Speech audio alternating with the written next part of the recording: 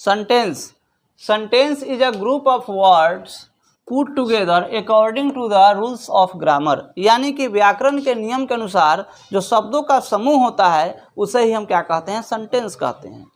शब्दों के ऐसे समूह को जो व्याकरण के नियम के अनुसार क्रमबद्ध हो, यानी सिस्टमैटिक ढंग से एक नियमबद्ध तरीके से जब उसे हम लिखते हैं तो उसे ही क्या कहा जाता है, सेंटेंस कहा जाता है। जैसे मुकुल इज ए बॉय, अब इसको अगर हम लिख देंगे इज मुकुल ए बॉय, अगर इसको हम लिखेंगे इज मुकुल बॉय ए तो क्या होगा, गलत हो जाएगा, सेंटेंस नहीं होगा।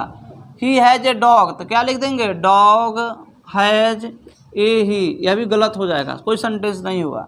His dog is black, black dog is he, यह भी गलत हो जाएगा। उसी प्रकार अगर हम लिख देते हैं हिज फ्रेंड्स आर देयर तो देयर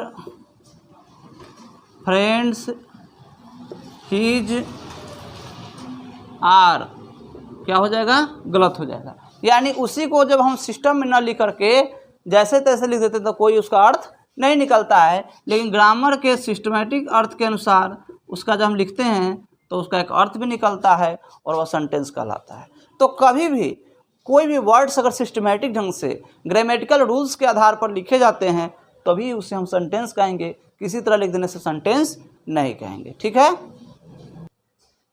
अब हम लोग देखेंगे पार्ट्स ऑफ सेंटेंस, यानी सेंटेंस के प्रकार।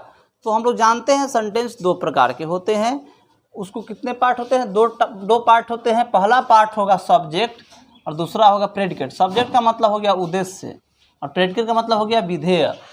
सब्जेक्ट और प्रेडिकेट क्या है, जैसे मुकुल इज ए बॉय एक सेंटेंस है, यानी मुकुल एक लड़का है, तो मुकुल क्या हो गया, सब्जेक्ट हो गया, और इज क्या हो गया, इज ए बॉय वह प्रेडिकेट हो गया। ही हैज़ ए डॉग तो ही हो गया सब्जेक्ट, हैज़ ए डॉग हो गया predicate. His dog is black, his dog हो गया सब्जेक्ट, इज ब्लैक हो गया प्रेडिकेट। हमें समझना क्या है कि जिसके बारे में कुछ कहा जाए, ठीक है, वह सब्जेक्ट होता है, कर्ता। इसको क्या बोलते हैं, उद्देश्य भी बोलेंगे और इसको कर्ता, यानी कि वह काम को करने वाला है। ठीक है, तो इसमें जैसे मुकुल इज ए बॉय, इसमें लड़का कौन है, तो मुकुल है, इसलिए मुकुल सब्जेक्ट हो गया। ही हैज़ ए डॉग, किसके पास कुत्ता है, उसके पास कुत्ता है। हिज डॉग इज ब्लैक, किसका कुत्ता काला है, उसका कुत्ता काला है, तो हिज डॉग हो गया यहाँ पर सब्जेक्ट। तो जिसके बारे में कुछ कहा जाए वह सब्जेक्ट, और सब्जेक्ट के बारे में जो कुछ भी कहा जाए वह क्या हो जाता है, प्रेडिकेट। यानी मुकुल के बारे में क्या कहा जा रहा है कि वह एक लड़का है। ही, उसके बारे में क्या कह रहा है, हैज ए डॉग, उसके पास एक कुत्ता है। हिज डॉग, उसके बारे में क्या कह रहा है, इज ब्लैक, वह काला है। राजीव के बारे में क्या कहा जा रहा है कि वह उस फुटबॉल खेलता है। यानी कि सब्जेक्ट के संबंध में जो कुछ भी कहा जाए वह प्रेडिकेट कहलाता है।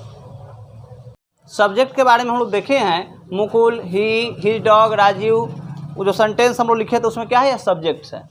किसी भी सेंटेंस का सब्जेक्ट कोई नाउन होगा या प्रोनाउन होगा। अब देखिए मुकुल क्या है, कोई नाउन है ना, मुकुल क्या है, कोई नाउन है। ही क्या है, प्रोनाउन है।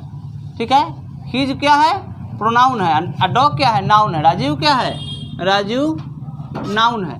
तो इस तरह से या तो कोई नाउन होगा या प्रोनाउन होगा, इसके अलावा कुछ नहीं होता है सब्जेक्ट, हमेशा याद रखना है। दूसरा, सेंटेंस के सब्जेक्ट वाले भाग में एक वर्ड हो सकता है या एक से अधिक। अब यहाँ देखिए मुकुल अकेला है, ही अकेला है, राजीव अकेला है, लेकिन हिज डॉग में क्या है, दो वर्ड आए हैं।